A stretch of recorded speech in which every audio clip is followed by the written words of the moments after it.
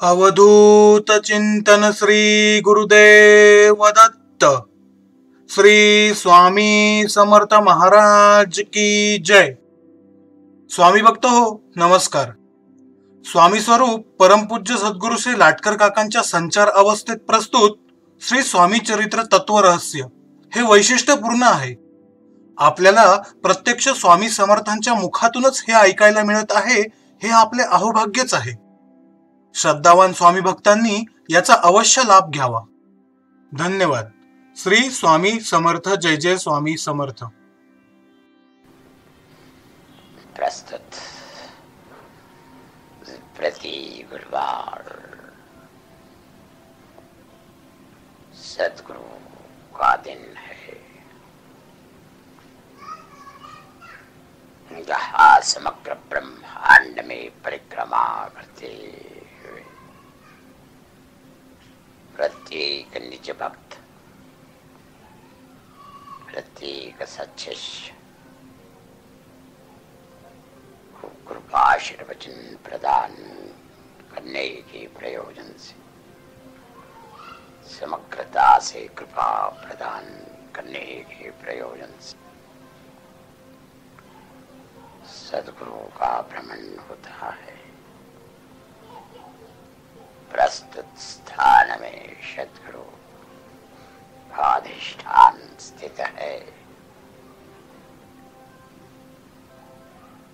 प्रस्तुत स्थान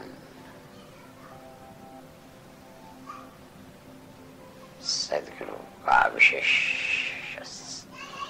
पीठ स्थापन हुआ है, जिनके माध्यम से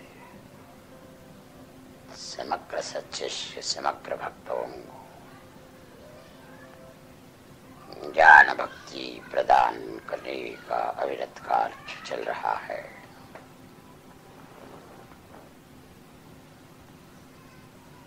इसी प्रयोजन से प्रति गुरुवार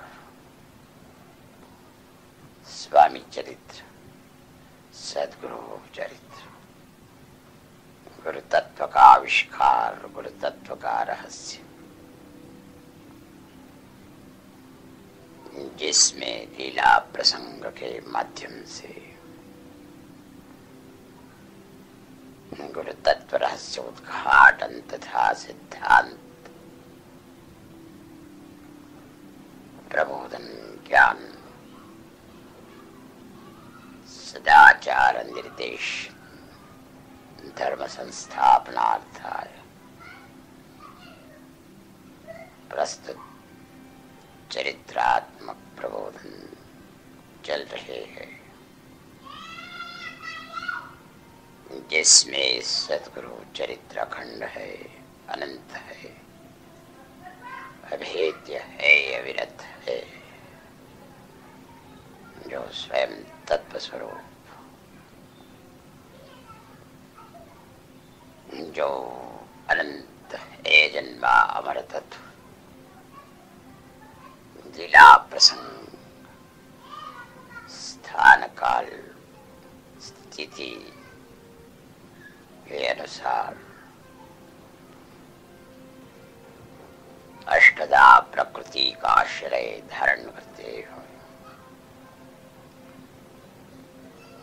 अवतार कार्य धर्म संस्थापना के प्रयोजन से सिद्ध करते हैं।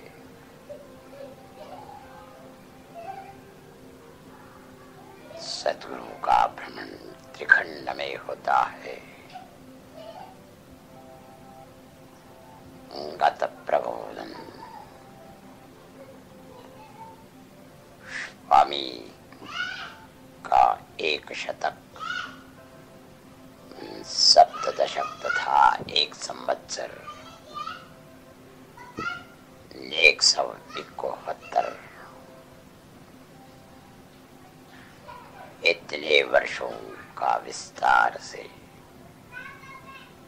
चरित्र कथन हमने किया था, जिसमें छेरे खेड़े ग्राम से प्रकट होते हुए लगभग 81 वर्ष तक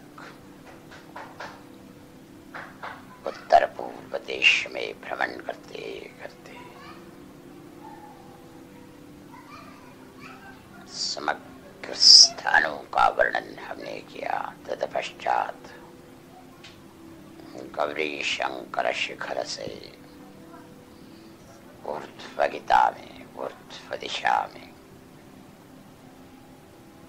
अंतरिक्ष तथा स्वर्ग तथा महरलोक,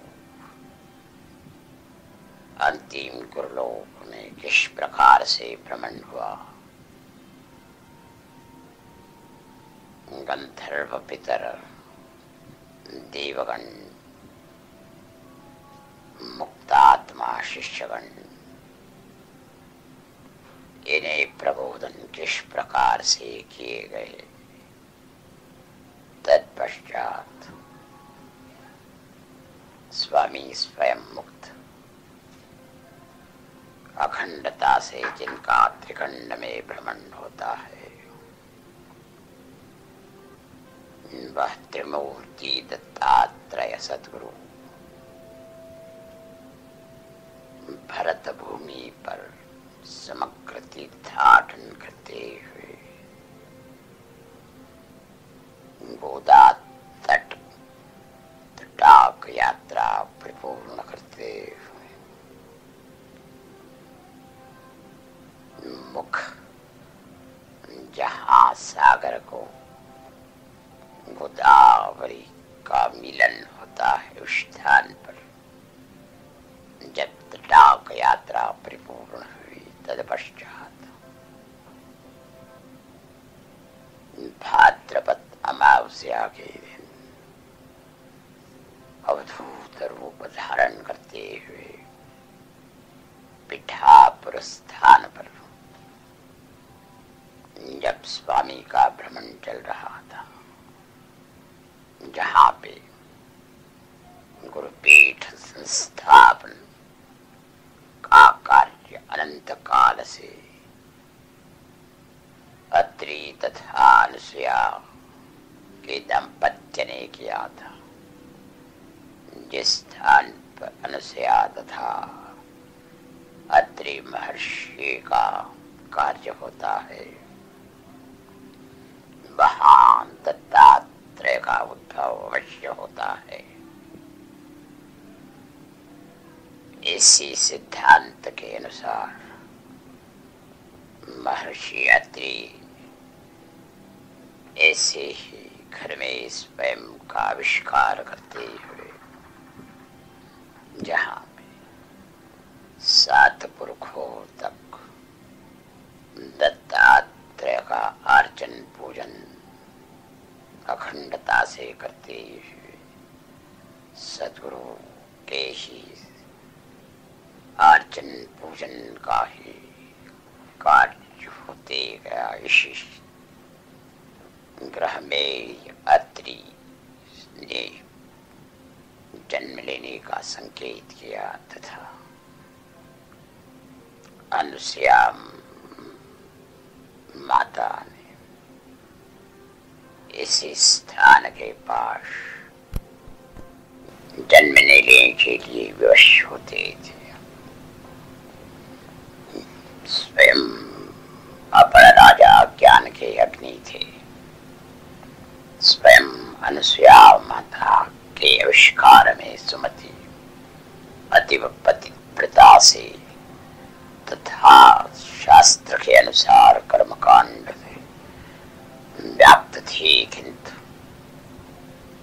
दोनों के हृदय में भगवान दत्तात्रेय के बारे में अतीव प्रेम था, अतीव भक्ति थी। अनुसुयात्री संभूतो दत्तात्रेयो दिगंबरः स्मर्तुकामी स्वभक्तानाम् उद्धरतां भवसंकटात् इति वासुदेव। इस सिद्धांत के अनुसार जहाँ अत्रि ऋषि का आविष्कार है, जहाँ अनुसुया माता का कार्य चल रहा है, वहाँ प्रत्यक्ष दत्तात्रेय का उद्भव होना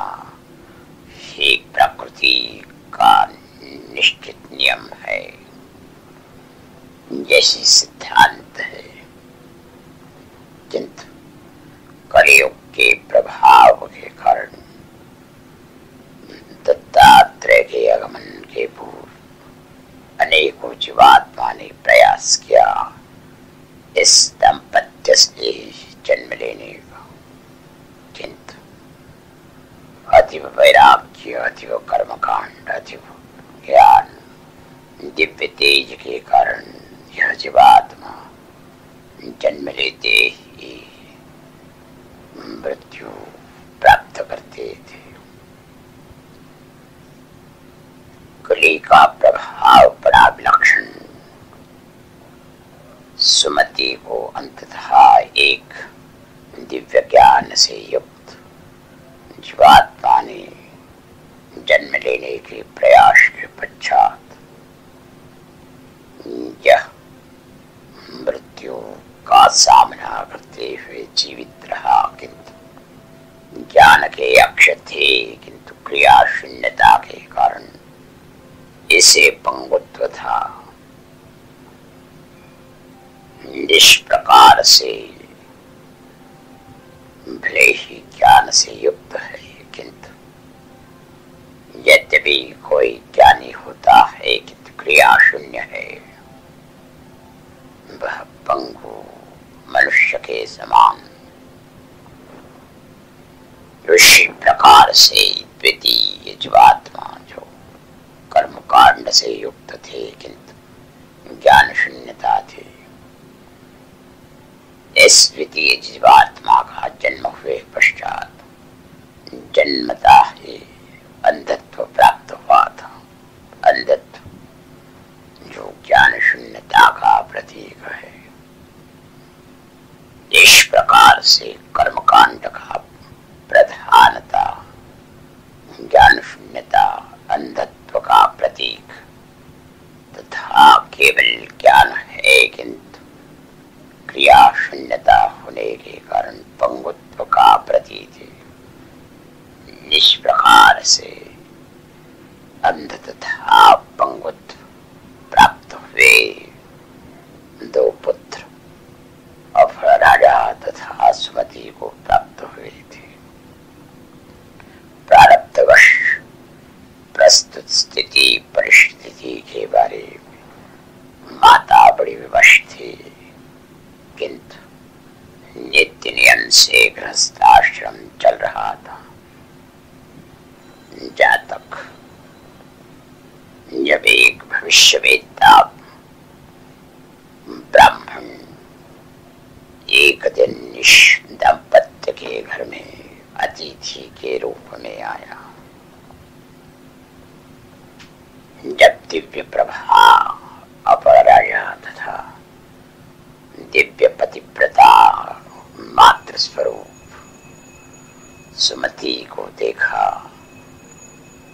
तब अपने अध्ययन तथा अपनी तपस्या के माध्यम से ब्राह्मण ने कहा कि समय अवश्य आ रहा है जहाँ प्रत्यक्ष सद्गुरु का आविष्कार इस घर में अवश्य होगा। कारण 7 पुरखों से दत्त की उपासना हो रही, भगवान दत्तात्रेय प्रसन्न होने का समय समीप आ रहा है। जहाँ ज्ञान है, जहाँ कर्म है तथा जहाँ भक्ति है, वहाँ ब्रह्मा विष्णु तथा शिव शंभो इति तीनों देव के समुचित दत्तात्रेय अवश्य आविष्कृत होते हैं। विशेष प्रस्तुत कलियुग में केवल ज्ञान, केवल कर्म, इससे मनुष्य को उत्तम गति प्राप्त नहीं होगी। ज्ञान का अंतिम निष्कर्ष भगवत भक्ति में होना आवश्यक है। ज्ञान का निष्कर्ष होना आवश्यक है। ज्ञान प्रत्यक्ष आचरण में सिद्ध होना अनिवार्य है तथा प्रत्येक कर्मकांड, प्रत्येक धर्म का आचरण जिसमें ज्ञान शास्त्र का दर्शन होना अनिवार्य है तथा ज्ञान तथा कर्म में अंतिम भगवत भक्ति का दर्शन ही अनिवार्य है। इस सिद्धांत को समझो। भक्तगण तथा सद्गुरु के शिष्यगण, इन्हें हम निर्देश देते हैं कि केवल कठोर कर्मकांड से नहीं चलेगा, केवल ज्ञान के ग्रंथों का अध्ययन से ही पर्याप्त नहीं।